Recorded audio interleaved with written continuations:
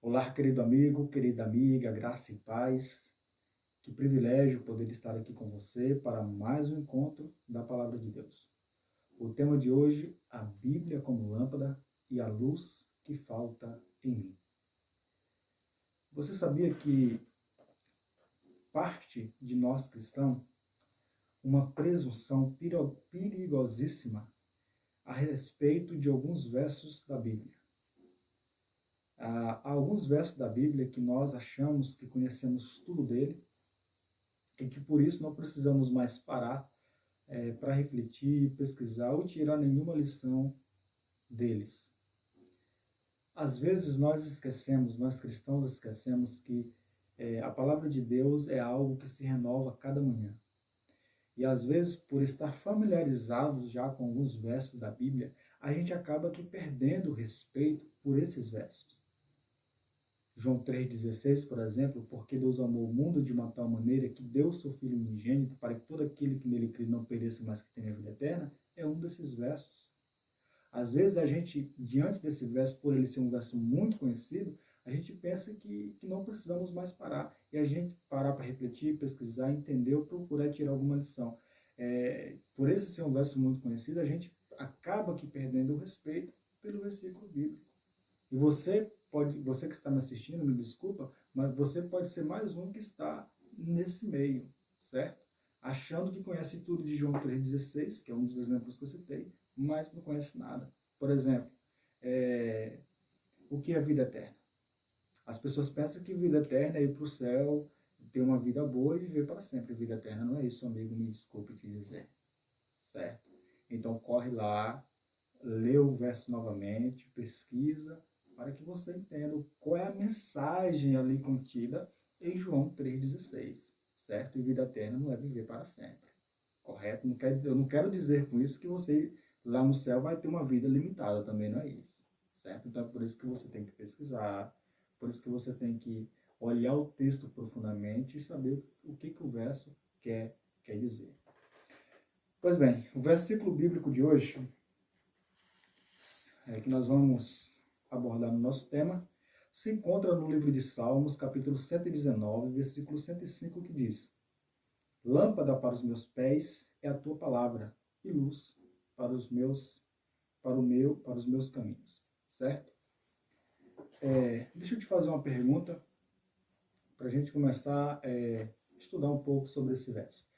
Deixa eu te fazer uma pergunta. O que você vê nessa imagem que está aparecendo aí? Você consegue me dizer o que tem nessa imagem aí que você está vendo nesse momento? Elefante? Não, não é um elefante.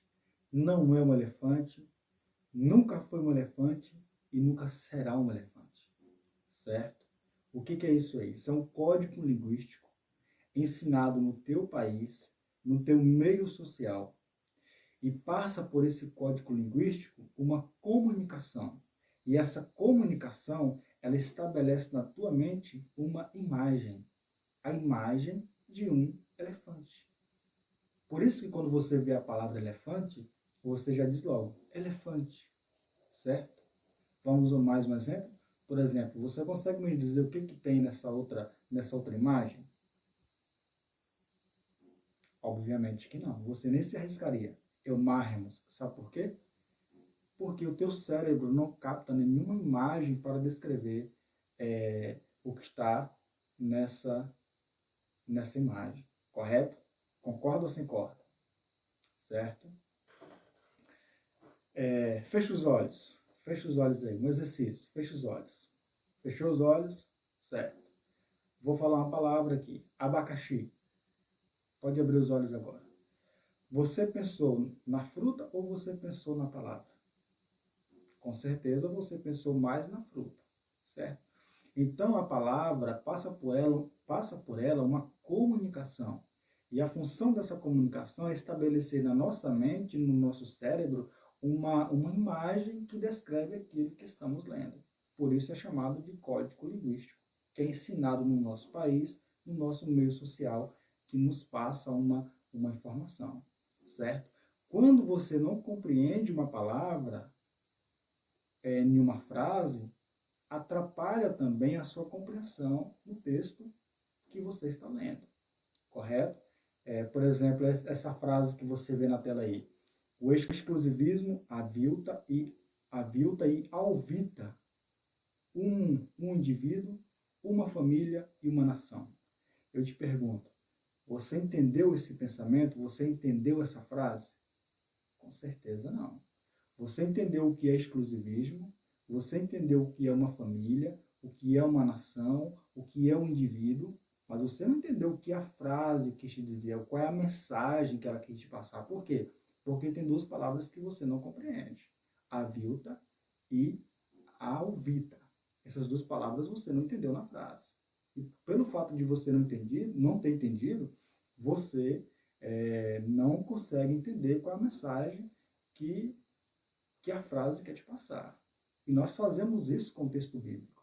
Às vezes a gente lê o versículo bíblico e pelo fato, a gente tem a presunção de pensar que a gente entendeu tudo do texto. Mas na verdade a gente não entendeu nada. Porque a gente não parou, a gente não analisou, a gente não para, não analisa, não vê as palavras, certo? Então cada palavra ela passa uma comunicação. Ela quer te dizer algo. Ela quer descrever na tua mente uma imagem. E quando você compreende e aceita isso, você parte para entender qualquer tipo de frase, qualquer tipo de texto. Correto? Então vamos aqui voltar para o texto. Lâmpada. Qual a imagem que vem na tua cabeça, aí na tua mente, quando você lê a palavra lâmpada? Será que... Qual é a imagem que vem? A imagem, com certeza, é a imagem de uma lâmpada. Correto? Mas eu te pergunto, é essa lâmpada aqui? Ou essa que parece aí na tua imagem? Com certeza não. Sabe por quê? Porque essa aqui é uma lâmpada feita já fora dos tempos bíblicos, certo? Essa lâmpada aqui, sabe por que você acredita que não é essa lâmpada aqui? Por causa que o texto bíblico aqui tem provavelmente aí uns 4.000 anos que foi escrito. Então essa lâmpada aqui não é dos tempos do salmista. Por isso você está me dizendo que não é essa lâmpada aqui, correto? Então é por isso que a gente tem que parar, analisar, pesquisar a palavra para saber o que ela quer comunicar, o que ela quer passar. Como que era o sistema de iluminação dos tempos bíblicos? O sistema de iluminação dos tempos bíblicos era feito por 3 itens. Primeiro, pelos candelabros. Os candelabros, eles serviam para iluminar os templos, né? Os santuários. Você lembra que no santuário existia um candelabro de ouro? Pois é, os candelabros, eles eram usados somente para iluminar os templos. Um outro artefato também que servia como sistema de iluminação eram as tochas. As tochas elas eram usadas nos palácios reais e quando pelo exército, quando esse fazia suas campanhas militares na parte noturna. E também existia um outro artefato, que é a lâmpada que aparece aí na sua imagem. Né? Esse artefato que você está vendo aí se chamava nos tempos bíblicos de lâmpada. Era todo um material feito de argila, certo? Com um buraco aí no centro, onde colocava o azeite, com um fiozinho um paviozinho na ponta. E isso aí era chamado de lâmpada. Um artefato dos nossos dias, muito próximo a esse, não estou dizendo que é esse, mas muito próximo, seja a lamparina, certo? Usada aí nos lugares ou nos locais no interior, correto? E onde não tem energia bíblica. Então, esse aqui é um artefato muito próximo da lâmpada dos tempos bíblicos. A lâmpada dos tempos bíblicos, elas ficavam no centro da casa, certo? Como elas ficavam no centro da casa, elas iluminavam toda a casa. Mas também quando o indivíduo andava, ele andava com ela aqui na mão, certo? Então eles andavam com ela aqui na mão, desse jeito aqui, e ia andando na parte no escuro, correto? O salmista, observando isso, então ele falou: lâmpada para os meus pés é a tua palavra e luz para o meu caminho. Certo? Uma pergunta que eu tenho que te fazer agora, muito importante. Se a lâmpada dos tempos bíblicos ela ficava no centro da casa e ela ficava na mão do indivíduo quando esse caminhava no escuro, e o salmista usou isso para escrever o verso 105, dizendo que lâmpada para os meus pés é a tua palavra e luz para o meu caminho, eu quero te fazer uma pergunta. Aonde que deve ficar a palavra de Deus? Aonde? Na tua estante pegando poeira? Ou na tua mão como símbolo de estudo e no centro da tua existência ou no centro da tua vida? O que você coloca no centro da tua vida? O que mais você dedica tempo como cristão? O que mais que você assiste hoje? Você consegue compreender? O que é a Bíblia para você, meu amigo? Se a Bíblia é uma lâmpada, eu pergunto, como é que está essa lâmpada? Cheia de poeira? Ou ela está na tua mão, sempre na tua mão e no centro da tua existência? Uma vez, conversando com um jovem, ele me disse o seguinte: irmão, eu tenho uma Bíblia, uma Bíblia novinha. Essa Bíblia é uma Bíblia muito especial. Só faltou dizer para mim que não usava a Bíblia. Amigo, deixa eu te dizer uma coisa muito importante.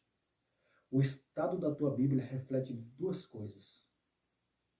O estado das nossas Bíblias reflete duas coisas. Primeira coisa, o quanto eu conheço dela, e o quão relaxado eu sou como cristão. A Bíblia, o estado das nossas Bíblias reflete isso. Correto? Então a Bíblia, a primeira palavra aqui do versículo 105 do capítulo 119, a primeira palavra nos ensina que a Bíblia, como lâmpada, ela tem que ficar sempre sendo estudada nas nossas mãos. Certo? E sempre no centro da nossa existência. Nada pode ocupar o local ou o lugar da palavra de Deus. Correto? Então vamos para mais uma palavrinha aqui do versículo 105 do capítulo 119. Lâmpada para os meus pés é a tua palavra e luz para o meu caminho. Pés. Para aí. Lâmpada para os meus pés parece não fazer muito sentido, certo? Logo porque a lâmpada, ela ficava na mão. Então, será que o salmista não errou quando ele falou, não era mais óbvio ele escrever assim, lâmpada para as minhas mãos é a tua palavra e luz para o meu caminho? Não seria mais óbvio ele escrever assim? Por que ele colocou pés? As lâmpadas, ela não ficavam nos pés, ela ficava nas mãos. Por que ele escreveu pés, então? É porque na mentalidade hebraica, os pés, ele denota o indivíduo por completo. Então, quando o salmista diz lâmpada para os meus pés, ele quis dizer que a Bíblia, ela é para o meu todo, certo? Ela não é para uma parte de mim, não. Ela é para mim por completo. Pés denota o indivíduo, na mentalidade hebraica, pés denota o indivíduo por completo, certo? Então, a Bíblia, como lâmpada, ela tem que me iluminar por completo e não pela metade. Certo? Então, tem muitos cristãos, tem muitas pessoas que, até aqui eu aceito, daqui eu já não aceito. Não pode ser assim. Correto? E já você vai perceber mais sobre isso. Muitas lições que nós podemos tirar aqui do versículo 105 do capítulo 119. Então, vamos para mais uma palavra. Lâmpada para os meus pés é a tua palavra e luz para os meus caminhos. A palavra luz é a palavra mais importante nesse verso, mas antes de nós irmos para essa palavra, nós vamos para a palavra caminhos. O que é caminho na Bíblia? Se nós formos lá para Gênesis, capítulo 6, abra sua Bíblia aí, Gênesis, capítulo 6. Gênesis capítulo 6, versículo 12, que diz: Viu Deus a terra, e eis que estava corrompida, porque todo ser vivente havia corrompido o seu caminho na terra. Então você percebe que nesse versículo do capítulo 6, versículo 12 do capítulo 6 do livro de Gênesis, cada indivíduo dos tempos, os antediluvianos, cada um, como também no dia de hoje, cada indivíduo tem o seu caminho. Tem um caminho. Porque o versículo diz o seguinte: Viu Deus a terra, e eis que estava corrompida, porque todo ser vivente havia corrompido o seu caminho na terra. Então, todo indivíduo tem um caminho. E esse caminho desse indivíduo, ele parte desde criança, porque o rei Salomão falou em Provérbios que ensina a criança no caminho que ela deve andar. E quando estiver grande, não se desviará dele jamais. Certo?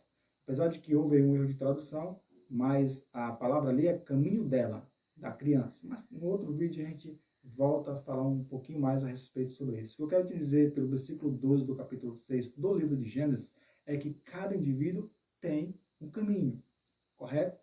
Dr. Lund, esse é o nome do doutor, ele escreveu uma obra, ele é especialista na parte de hermenêutica, ele vai dizer nessa obra hermenêutica, na página 13 da sua obra, essa obra que aparece aí na sua tela, ele vai dizer que caminho, quando se trata no sentido usual e comum da palavra, caminho, ele significa costumes, religião e modo de proceder. Correto? Caminho significa costumes, modo de proceder. Então, quando nós pegamos aqui, por exemplo, o versículo 12 e colocamos que havia corrompido o seu caminho na terra, o seu procedimento, os seus costumes, então o versículo ele se torna mais que compreensível, certo? Então, caminhos, segundo esse especialista em hermenêutica, significa costumes e modo de proceder, certo? Então, a Bíblia, voltando lá para o versículo 119, versículo 105, lâmpada para os meus pés é a tua palavra e luz para o meu caminho, a Bíblia, ela ilumina todo o meu modo de proceder, todos os meus costumes e todos os meus hábitos. Eles têm que vir à luz da palavra de Deus, correto? E agora eu te pergunto, o que é a luz? E esse é o ponto mais difícil que temos que trabalhar aqui nesse verso. Você consegue já compreender quantas verdades o verso está te passando? Quantos ensinamentos esse verso está te passando? O que é luz? Luz. De acordo com esse material aqui, a palavra hebraica para luz é a palavra or. Or significa, quando essa palavra é usada no Antigo Testamento, ela trata-se de forças especiais. Sempre de forças especiais. Correto? Então, o versículo bíblico ali de Gênesis, nós já vimos logo essa palavra, no versículo 13 do capítulo 1. Disse Deus, haja luz e houve luz. No hebraico se lê assim, Vayomer Elohim Vayehi Or, Vayehi Or.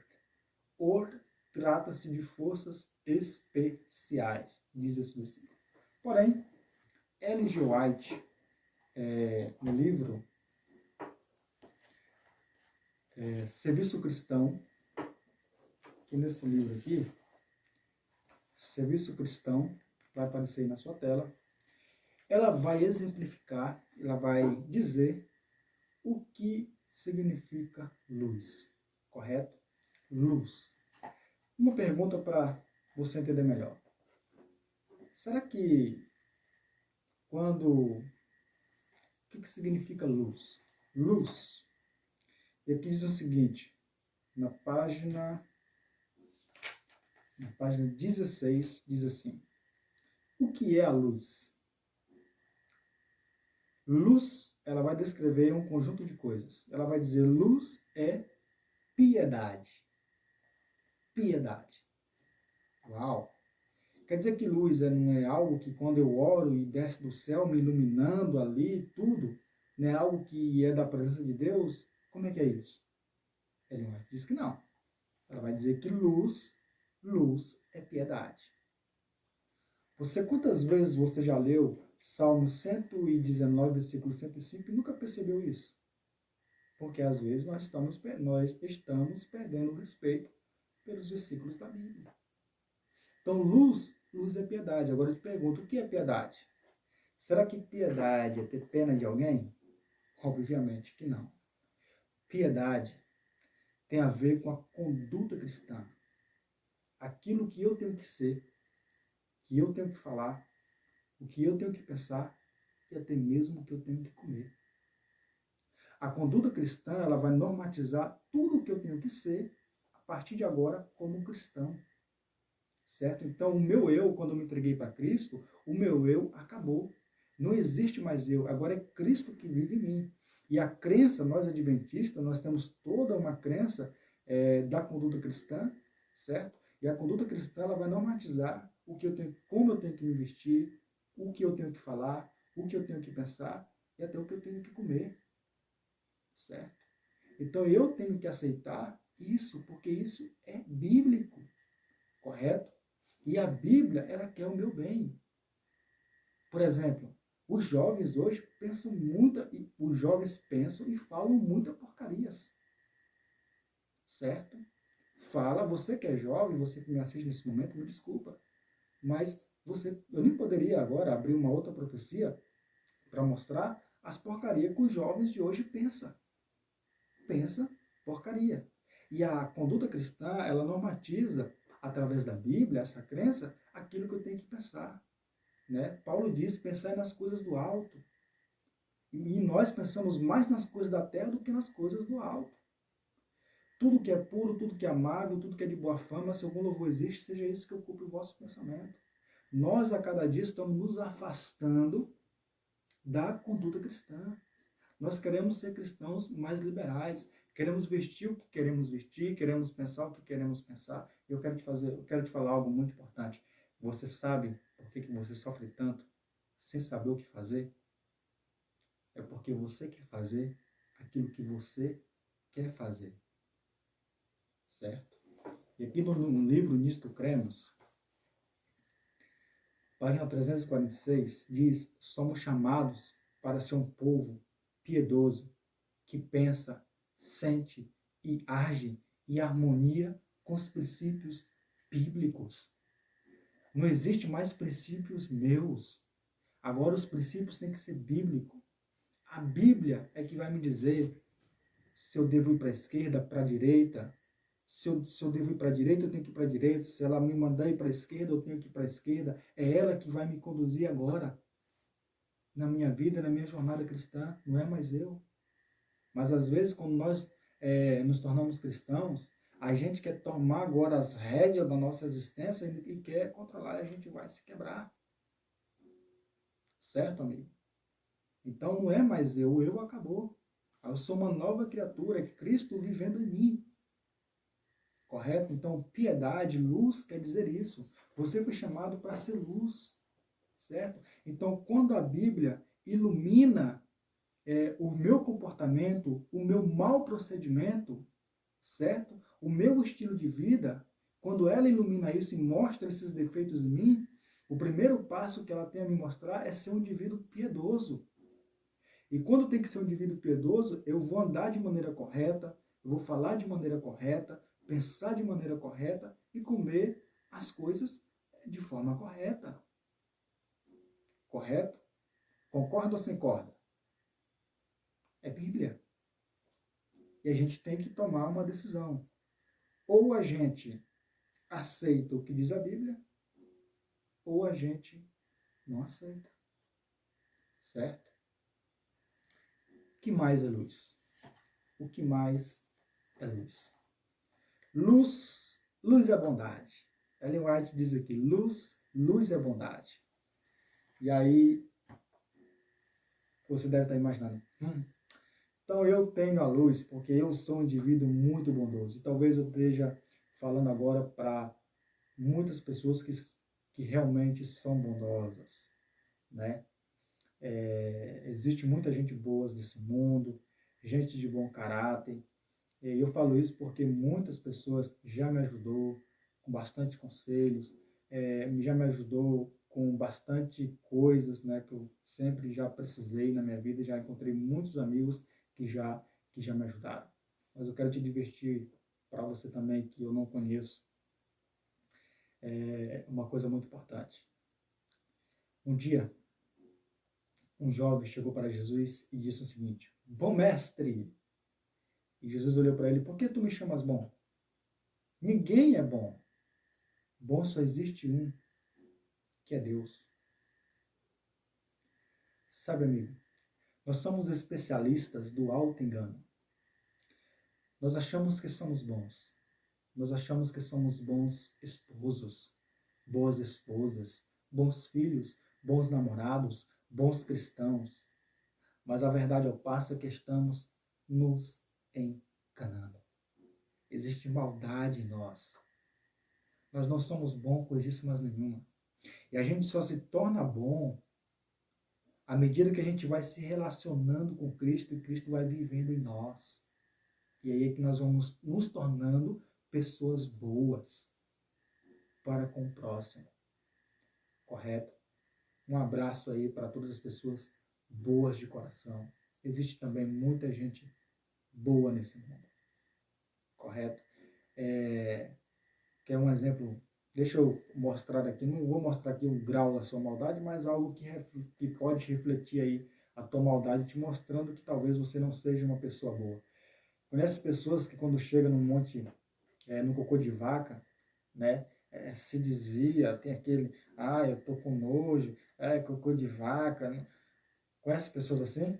Conheço muitas pessoas que são assim, muitas mesmo, né? Mais interessante que eu acho que essas pessoas que desviam, que não gostam de se sujar com cocô de vaca, é interessante que quando você vê aquele feijãozinho lá temperado com a cebolinha, o cheiro verde, a pessoa não tem nojo, né? Porque lembrando que a cebolinha e o cheiro verde foi adubado com o cocô da vaca e a pessoa não tem nojo, mas tem nojo ali do cocô de vaca. Deixa eu te dizer uma coisa muito importante, é aí que começa a tua maldade, certo? O cocô de vaca vai ser o cocô de vaca até o dia que você não vê nele um canteiro. No dia que você passar a ver um canteiro, no dia que você passar a ver um cocô de vaca como um canteiro, e aí você vai ter o respeito. Correto? Então tudo depende da tua visão. Eu quero te fazer uma pergunta. Qual a visão que você tem da pessoa que está aí do seu lado? Qual a visão que você tem? Tudo depende da visão que você tem. E aí que pode começar a tua bondade ou a tua maldade. É bom que você reflita nisso. Ellen White vai dizer o seguinte, que luz é misericórdia, luz é amor, é a revelação da verdade no caráter e na vida. Eu poderia continuar a reflexão, mas o vídeo vai ficar muito grande e eu quero parar por aqui dizendo algo para você muito importante. Como que você tem sido luz nesse mundo? Lâmpada para os meus pés é a tua palavra e luz para os meus caminhos. Como é que estão os teus procedimentos? Como é que estão os teus comportamentos? Tem a Bíblia iluminado isso? Como que está a Bíblia sendo a lâmpada na tua vida? Tem a piedade, tem a tua piedade iluminado as pessoas ao teu redor? Será que a tua bondade tem chegado no coração também das pessoas? Como é que está o teu nível de luz? O que você tem mostrado para as pessoas que estão ao teu redor como cristão? Você consegue entender que a gente tirou tudo isso, esse momento aqui, de um único versículo da Bíblia? A Bíblia tem muito a nos ensinar. Talvez uma outra pessoa em um outro vídeo possa vir amanhã e apresentar mais lições de de Salmos, versículo 105 do capítulo 119. Por quê? Porque a Bíblia, ela se renova, a palavra de Deus se renova a cada manhã. Correto, amigo? Então, que a Bíblia possa te iluminar, que você possa encontrar a verdadeira luz cada vez mais na palavra de Deus, que ela possa te conduzir sempre para Cristo, porque Ele é a luz. Eu quero terminar esse vídeo dizendo uma coisa muito importante. Eu disse para você que luz, a palavra hebraica or, ela trata-se de forças especiais. E Ellen White disse que luz é piedade. Eu quero te perguntar o seguinte: qual foi o maior exemplo de piedade que existiu, ou que existe? Jesus Cristo. Qual foi o maior exemplo de piedade, de bondade que existiu e que existe? Jesus Cristo. Qual é o maior exemplo de misericórdia? Jesus Cristo. Qual é o maior exemplo de amor? Jesus Cristo. Quem foi que, através do exemplo, revelou o caráter de Deus através dele próprio? Jesus Cristo. Você está entendendo? Que luz trata de forças especiais. E Jesus Cristo foi o maior exemplo em piedade, misericórdia, amor, bondade e revelação de caráter. Foi por esse motivo que ele disse o seguinte: eu sou a luz do mundo. E à medida que você vai se relacionando com Cristo, você também vai sendo uma luz. O seu eu vai se apagando, a sua arrogância vai sumindo, o seu comportamento vai mudando. E a cada medida mais, você vai parecer com Cristo Jesus. Consegue compreender isso, amigo? Quantas verdades o versículo 105 do capítulo 119 tem a nos ensinar. Que você possa entender esse verso cada dia mais. E que Cristo possa chegar cada vez mais no seu coração.